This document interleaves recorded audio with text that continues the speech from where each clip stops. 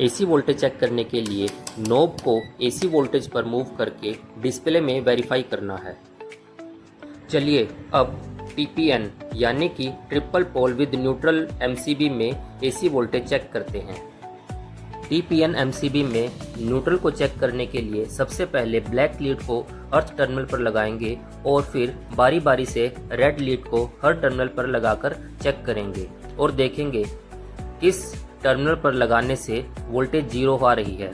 जिस टर्मिनल पर लगाने से वोल्टेज जीरो आ रही है वह न्यूट्रल है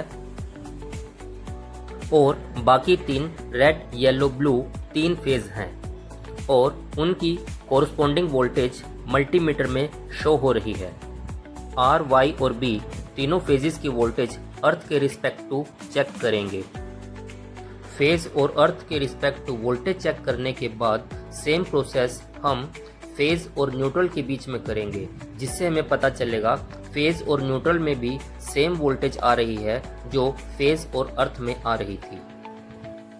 ऐसा हम तीनों फेजेस के लिए करेंगे और देखेंगे वोल्टेज कितनी है।